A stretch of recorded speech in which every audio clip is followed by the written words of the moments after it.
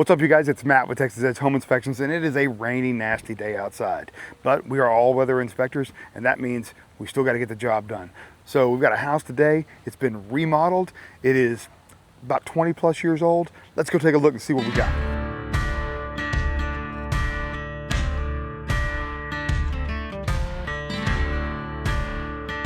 So as I'm walking up the driveway, I am noticing a couple things that catch my eye immediately.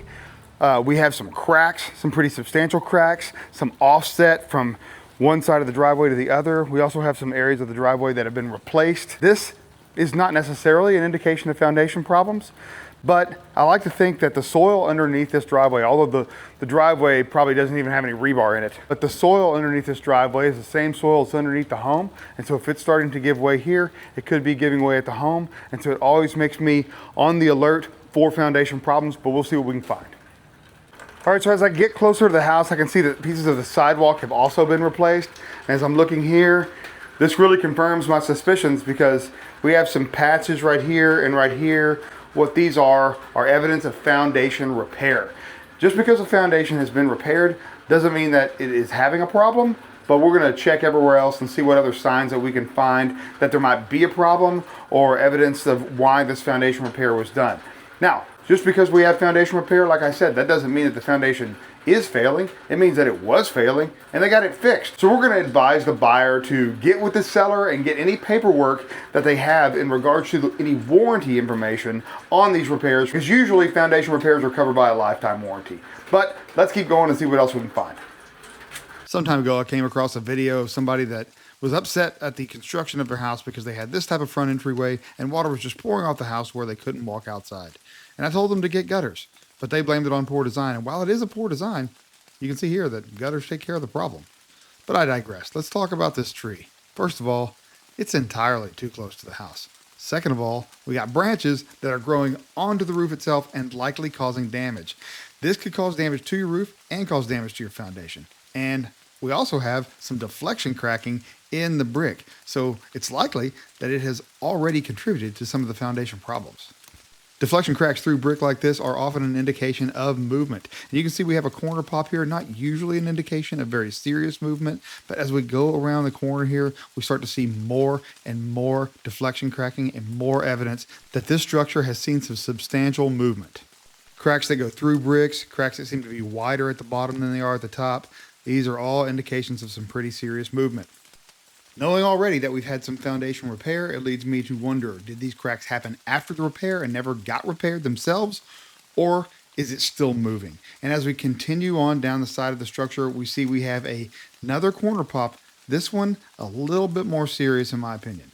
In this particular area, the brick ledge itself or that corner may not be supporting the brick above it.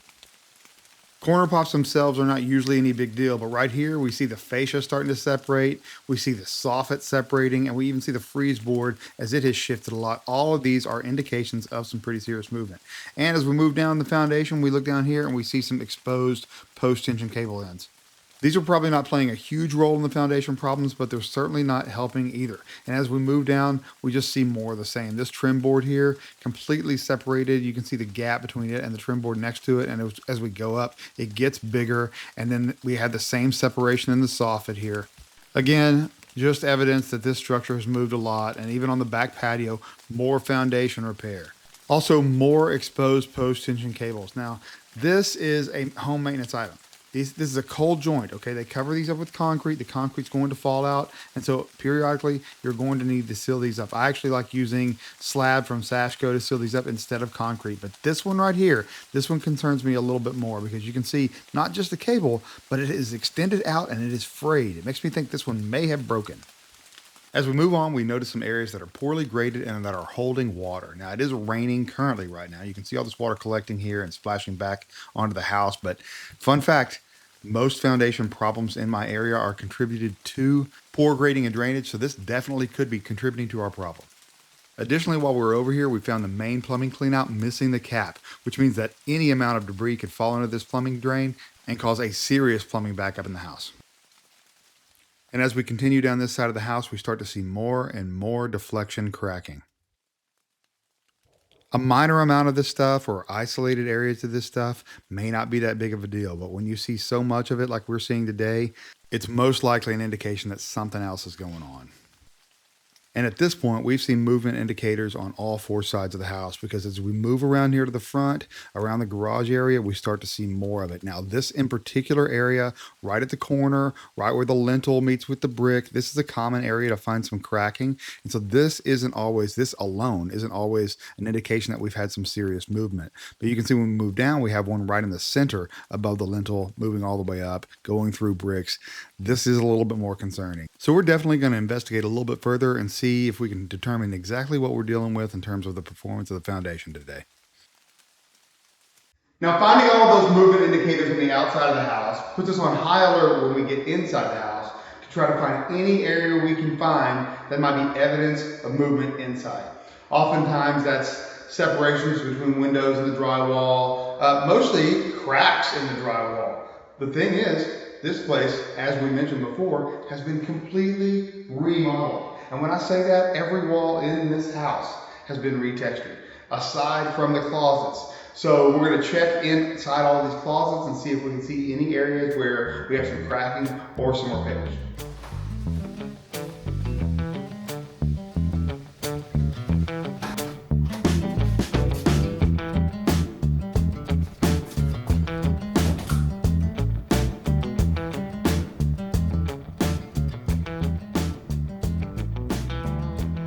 Now, looking inside these closets, we were unable to find any type of cracking or any type of repairs. This entire house on the inside, aside from the closets, has been retextured. So any of that stuff that might have been present before has already been repaired. So because of that, we were not able to see any type of movement indicators on the inside of this house. But we want to make sure that the activity we see on the outside of the house is actually in relation to the repairs that were done and not anything that's happened since. And so for that reason, we are going to get out our zip level and we are going to do a perimeter reading and try to see if we have anything that gives us any indication that we should be concerned here. So without further ado, let's get this done. The video of me actually taking this device around and measuring the foundation didn't exactly work out. So I have to do it this way. But as you can see here, we have two areas that have over 2 inches of deflection. This is concerning because anything that is over 1.5 inches of deflection is definitely an elevated concern. This doesn't necessarily mean the foundation has failed. It means that you need to get it looked at by an engineer. And we know this house has had foundation work, so either the foundation work was inadequate or it has failed again. Either way, it's time to get it looked at by an engineer. As I was inspecting this bedroom, I looked into this closet and I couldn't help but notice a small area down here and some built-in shelving that looked a little strange to me. As I got a little closer, it definitely appears to be water damage. And with the bathroom being just on the other side and the shower specifically being on the other side of that wall, we know we've definitely got, or at least had at some point, some water intrusion in this area. We're going to run that shower and see if it's active. But first, we're going to check and see if it's active with a moisture meter before we do anything. So let's check that out. Okay, so I've got my moisture meter here and I'm just going to do the pinless option on here, and it doesn't appear to be showing up wet at all, which is a good thing. Maybe we had previous moisture intrusion and maybe it's not active. Yeah, nothing showing up wet at all. So we're going to start the shower, run it, drain it, and see if we have an active leak. So this is the shower that's just on the other side of that wall where the moisture damage is. There isn't a lot here that looks like it would be very problematic, although in this corner, which kind of is in that area, we do see some cracking along the corner of the grout, along the bottom and the side here in the corner. This really shouldn't be causing this problem. As many of you probably already know, tile and grout is porous, and so moisture moves through that material. So if water is actually getting into that closet, that means we have a compromised liner underneath this tile. The shower pan would be compromised. At this point, the only thing we can do is test it and find out. So we're going to block this drain, fill it with water, drain it, and then see what happens. All right, so I've got my stopper. I'm going to put it down here, turn on the water. We're going to let that run for a little while, but we're going to constantly monitor it because we certainly don't want it to overflow. But we want to fill it up enough so that water sits in here for a minute and has a chance to escape if it can, which hopefully it can. So after filling this shower pan with water and draining it, we found that this spot was still dry. So that means that this was from a previous incident and we will report it as such.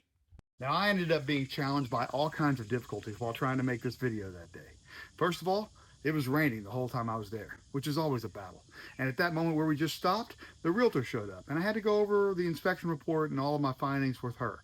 And then after that wrapped up, I realized that I had lost my microphone. And while I had a backup, it's expensive. So I spent an awful lot of time looking for it, only to not be able to come up with it. So because of those reasons, I had to cut the video short. But guys, we found all kinds of other things in that house, including safety issues like open splice wires inside of cabinetry. We also found an electrical receptacle on the outside of the house that when I plugged my outlet tester into it, it tripped the GFCI immediately every time. I know about the roof where the branches were growing onto it. Well, it wasn't damaged yet, and that's because the roof is actually new. Those branches have got to be cut back because they will start to cause major damage to that roof very soon.